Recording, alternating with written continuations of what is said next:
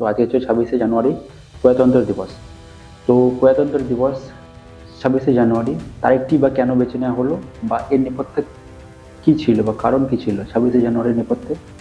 তো প্রতি বছর প্রজাতন্ত্র দিবস পালন করা হয় 26শে জানুয়ারি। 1950 সাল থেকে এটাই রীতি। কিন্তু কেন 26শে জানুয়ারি তারিখটিকে বেছে নেওয়া হয়েছিল?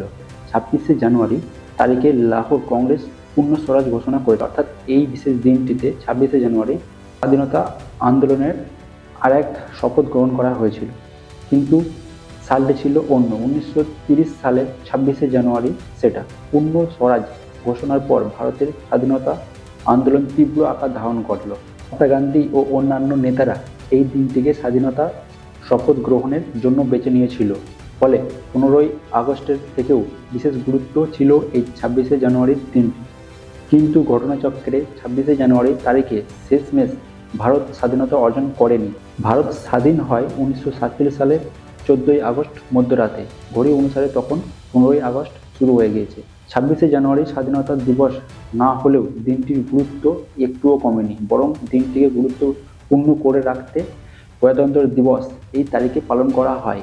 এর নেপথ্যে একটি ইতিহাসও রয়েছে। তো স্বাধীনতা অর্জনের পর সংবিধান প্রণয়নের কাজ শুরু। সেই কাজ শেষ হয় 1949 সালে 26শে নভেম্বর। কিন্তু সেদিন সংবিধান গ্রহণ হলেও কার্যকর করা হয়নি। 2 মাস অপেক্ষা করা হয় এই দিনটির জন্য। অবশেষে এলো সেই কাঙ্ক্ষিত দিনটি 26শে জানুয়ারি তারিখে। তৎকালীন ভারতে সংবিধান কার্যকর হলো, গণতন্ত্র মান্যতা পেল দেশে। প্রজাতন্ত্র দিবস সেই থেকেই 26শে জানুয়ারি পালন করা হয়ে আসছে। প্রজাতন্ত্র দিবস এর ভূমিকাটা কি, এর গুরুত্ব। ভারতের প্রথম প্রজাতন্ত্র দিবস উদযাপন করা হয় 1950 সালের 26শে জানুয়ারি। দিল্লির রাজপথে এক ঐতিহাসিক ও জাঁকালো প্যারেড অনুষ্ঠিত হয়। এখানে ভারতের প্রথম রাষ্ট্রপতি ডক্টর রাজেন্দ্র প্রসাদ পতাকা উত্তোলন করেন। প্রথম প্রজাতন্ত্র দিবস জাতির পিতা মহাত্মা গান্ধী প্রতিনিধিরা উপস্থিত ছিলেন না, কারণ তিনি নিহত ছিলেন 1948 সালে। প্রজাতন্ত্র দিবসের প্যারেড, অর্থাৎ এই দিনটি একটি বিশেষ গুরুত্বপূর্ণ আছে।